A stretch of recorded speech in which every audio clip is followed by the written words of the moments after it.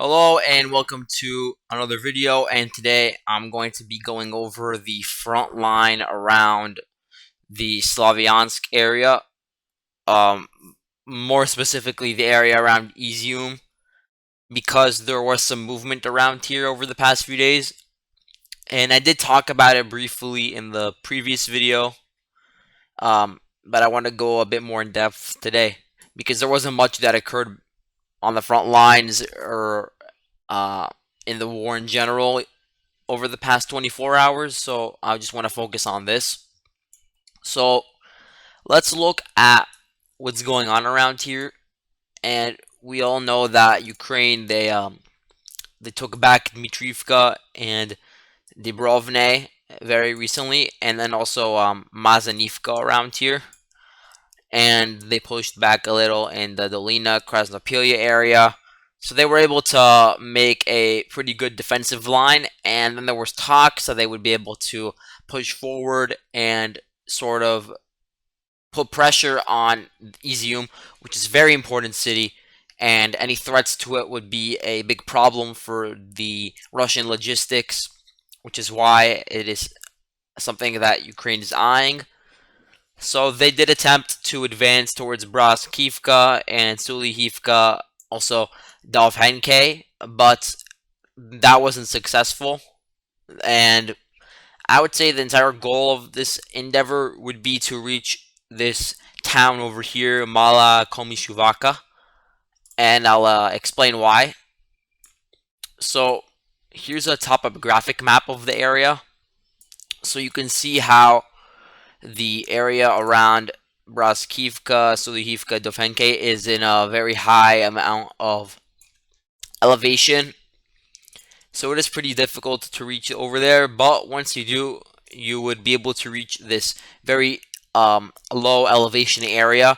Mala Kamishivaka is a very low elevation area, and then you would advance along this road over here, and you'd reach uh, areas that are even lower in terms of elevation, like Kamyanka, and Izyum in general is in a very low elevation area, so it would just be very easy comparatively to advance around here, which is why Russia they were able to advance around here in April and May with relative ease compared to their fighting around Vernopilia or Velika Komishuvaka, which is still Russia has not been able to gain any ground over there. Um, Even though the fact that there is some low elevation around here that has to do sort of with the river and just being stretched out, but they haven't been able to advance in this higher elevation area either around here. That's due to the fact that Vernopilia is very heavily fortified. It's a very there's a big garrison of Ukrainian troops there. It's possible that there are also like foreign legion members over there and a lot of like paramilitary groups in Ukraine, like the right sector, that are operating in this area. In terms of deployment in this area, there's not a lot of information about the Russian deployment, but we do have a map of the Ukrainian units around here. So you have the 93rd Mechanized Brigade, which was moved here pretty recently, and they're fighting around here, potentially to gauge the Russian positions around these two towns and push towards Mala Komishuvaka, or maybe just to defend because Russia is also moving troops into here, although there is scant information as to which units they are actually moving. You also have in the area the 40th Artillery Brigade, which is probably firing into the lines around here, and I would say it would be a goal of theirs to reach a point where they could be shelling Izium itself, which I haven't seen the shelling of the city itself yet. You also have a bit towards the south the 3rd Tank Brigade, which is near Barvinkova, which I talked about yesterday as one of the key towns or cities in the entire Donbass area. Well, it's not even in Donbass, it's in Kharkiv, but in the entire front line that's supplying Donbass. It is one of the more important cities. Another important city, which is unrelated, is Pokrovsk around here. I need to find it, but you also have Pavlohrad. That's another important one in terms of supply lines. Um, Barvinkov, it is necessary for like supplying the front lines. Look at it's a key hub for the roads around here and for the railways. So the fall of this city would be a big loss for Ukraine. You can see how it connects to Slavyansk, for instance, and then from there it could connect to Kramatorsk or to any other major city around here, and it also connects to the front line around here, as I said.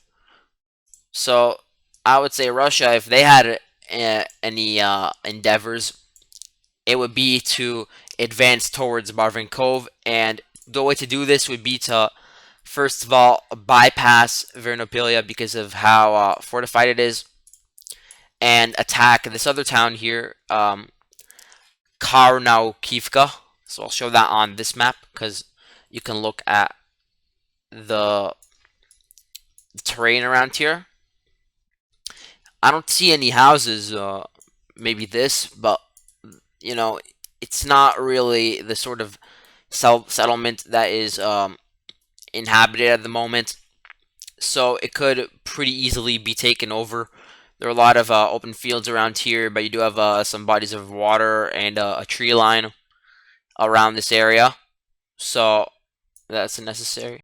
So maybe they can, the Russians, they can advance towards this town, this uninhabited town, and then they would flank Dmitrivka, Vernopilia, and let's look at these two towns for a second. Dmitrivka is a pretty small settlement, and it would be pretty easy to take. There's a minor pond and a few roads. That's it. They can easily advance towards here. And then Vernopilia, it would be way more difficult. It is relatively large in comparison to the other towns around here that are very sparsely populated. So if they were flanked, they would have to withdraw towards here, and it would look like this. So then you'd have to attack Novodmitrivka, which was reported that the Russians were trying to break through around here, and this could be supplemented by an attack from Dofenke towards Dibrovne. So Dibrovne, I'm gonna look at that right now. This town has been fought over pretty heavily, even though it is very small.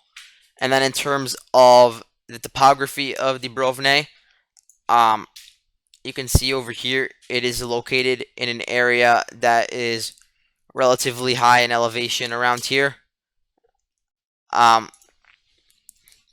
Once Dibrovne would be taken, you could see an assault towards Kuralka, which used to be under the control of the Russian forces, but they were pushed back. And same thing goes for Pashkov. There was originally an assault towards that town a few months ago, and that would sort of flank Barvinkov from the east, and it would be difficult, of course, to overrun the defenses around these eastern towns that are more formidable than the towns where fighting is going on right now. But it would be possible if some BTGs were sent to here. But I don't think it's a top priority at the moment, which is why I see this as unlikely. This would be a plan for farther in the future. But anyway, you'd see in this northern sector of Barvinkov fighting around Chervone, which is also a minor town in Ridne. And control of this road would be important to advance onto the northern outskirts of Barvinkov, and also this road over here. And then Barvinkov itself would be very difficult to take over. Um, I would say that a better idea would be to just cut off the supply lines that Barvinkov uses to assist other front lines. So maybe that means taking over this eastern road around here, or the northern roads, of course, and the western roads. So then they can only supply using these roads over here. Um, Besides that, in this area, there are some other towns that are being fought over that could make a difference. So I did talk about Velika Komishivaka, where there's a lot of fighting over there. There is a relatively low elevation around here, so maybe Russia could push through, even cross the Donets River from this area, because there is no river around here besides the Breka River. Uh, in the southern area, there's no river, but if the Russians were to cross, they could take out these towns around here, which would give them a bit of breathing space in Izyum. On the other side of the front line, over here around Mazanivka, it's possible that the Russians make a counterattack through the forested areas, retake the town, and then push through the forests again to this line over here, which it was their greatest extent at some point. But this area is under Ukrainian control at the moment.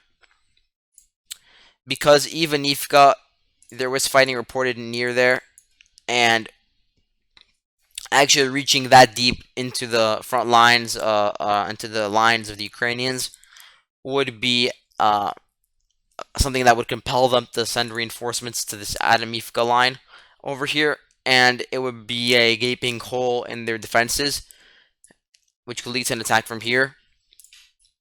Another thing is the Russians could and maybe they will tap into their positions around the Bohorodichny, because they haven't been able to advance around here in a while.